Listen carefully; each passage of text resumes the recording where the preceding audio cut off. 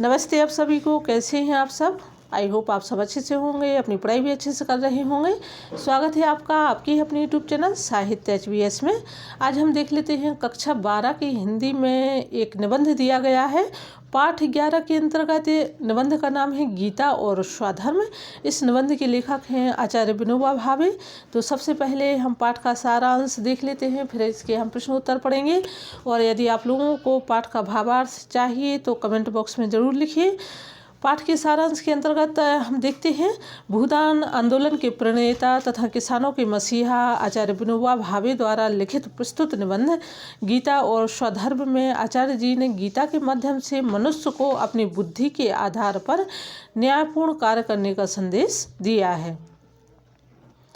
लेखक का गीता के साथ तर्कपूर्ण नहीं आत्मिक रिश्ता है। उनके हृदय और बुद्धि का पोषण गीता के दूध से हुआ है।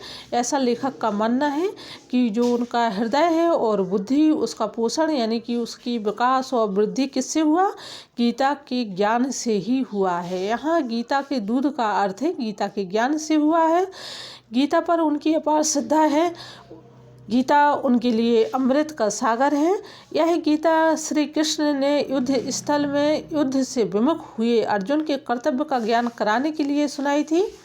इसलिए गीता महाभारत में दीपक के समान प्रकाश देती है। माना जाता है कि कृष्ण ने अर्जुन को गीता दो कारणों से सुनाई होगी। एक अर्जुन की नपुंसकता को दूर करने तथा दूसरी अर्जुन की अहिंसा वृत्ति को दूर करने के लिए। लेकिन ये दोनों बातें ही ठीक नहीं है, क्योंकि अर्जुन महावीर थे। उन्होंने उत्तर गो ग्रहण के समय अकेली ही भीष्म, द्रोण और कर्ण को पराजित किया था। वीर वृत्ति उनके रोम रोम में बसी थी। छात्र वृत्ति उनके स्वभाव में थी। युद्ध को टालने के लिए कम से कम मांग का प्रस्ताव कृष्ण ने मध्यस्थता की थी, परंतु दुर्योधन सहमत नहीं था। इस कारण कृष्ण को अपना सारथी बनाकर वीर अर्जुन कुरुक्षेत्र में पहुँचे। वहाँ दोनों पक्षों की सेनाओं के मध्य अपने रथ में बैठे अपनी 4 पीढ़ियों के मरण का उत्साह देखकर वह स्वजनासक्ति में आ गए थे। वीरता का शौर्य दिखाने वाले उस महावीर अर्जुन का गांडीव कभी झुका नहीं था, ना शरीर में कंपन हुआ था और ना कभी आंखें गीली हुई थीं। वही अर्जुन जिसमें कभी अहिंसा वृत्ति ने जन्म नहीं लिया था, उसके आसक्ति जनित मोह ने कर्तव्य को त्याग कर तत्व ज्ञान की शरण ली। अब यहाँ पर देखिए कुछ कठिन शब्द दिए गए हैं। उसके आसक्ति जनित यानी कि जो अपनों के प्रति जो उनके रिश्तेदार थे, जो उनके सगे संबंधी थे, उनके प्रति उनका मोह ने कर्तव्य को त्याग कर तत्व ज्ञान की शरण में ले गए। कहने लगे कि युद्ध मानव जाति के विनाश का कारण होता है। उस समय अर्जुन की दशा उस न्यायाधीश जैसी थी जो अनेकों को मृत्यु दंड दे चुका था, परंतु जब अपने बेटे को खून के जुर्म में मृत्युदंड देने का समय आया तो कहने लगा कि मृत्युदंड अमानुषी सजा है, बड़ा कलंक है। यह कथन आसक्तिजनक है। अर्जुन के इस तत्व ज्ञान को कृष्ण जानते थे, इसलिए अर्जुन के मोह पाश को नष्ट करने का उपाय किया और गीता में अर्जुन ने के इसी मोह पाश पर गदा प्रहार किया। अतः गीता का जन्म स्वधर्म में बाधक जो मोह है उसके निवारणार्थ हुआ है। गीता सुनने के बाद कृष्ण ने अर्जुन से पूछा था कि अर्जुन तेरा मोह गया? तब अर्जुन ने उत्तर दिया, हाँ भगवान, मेरा मोह नष्ट हो गया, मुझे स्वधर्म का भान हो गया। गीता ही नहीं, संपूर्ण महाभारत का यही उद्देश्य है। व्यास जी ने महाभारत के आरंभ में कहा है कि लोक हृदय के मोहावरण को दूर करने के लिए मैं यह इतिहास प्रदीप जला रहा हूँ।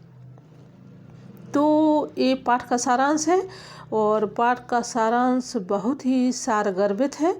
हमें जीवन जीने की कला, एक जीवन जीने की शैली को सिखाता है इस पाठ के अंतर्गत।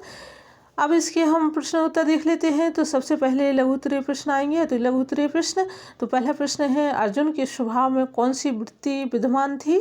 तो इसका हमें वृत्ति यानी कि आदत, तो क्या कौन सी वृत्ति विद्यमान थी अर्जुन के स्वभाव में।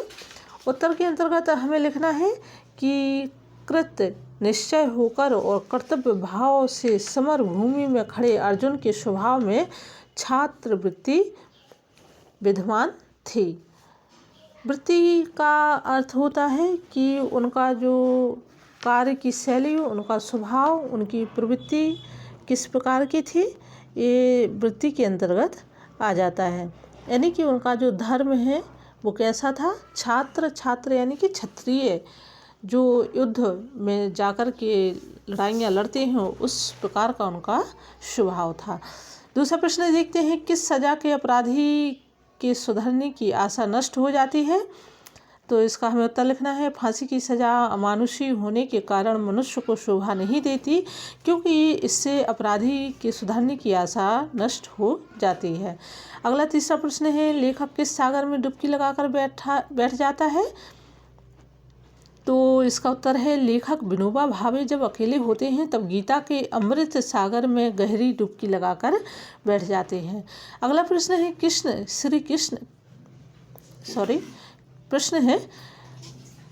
श्री कृष्ण से अपना सारथ्य स्वीकार कराया। तो इसका सही उत्तर है, दुर्योधन के द्वारा संधि प्रस्ताव ठुकराने पर अर्जुन ने अनेक देशों के राजाओं को एकत्र करके श्री कृष्ण से अपना सारथ्य स्वीकार कराया। पांचवा प्रश्न है, युद्ध में आप्त स्वजन संबंधियों की कितनी पीढ़ियां एकत्र हुई थी। तो इसका हमें उत्तर लिखना है, युद्ध भूमि के मध्य खड़े होकर अर्जुन ने देखा कि दादा, बाप, बेटे, पोते, आप्त स्वजन संबंधियों की 4 पीढ़ियां एकत्रित थीं। कहाँ थे, युद्ध के मैदान में।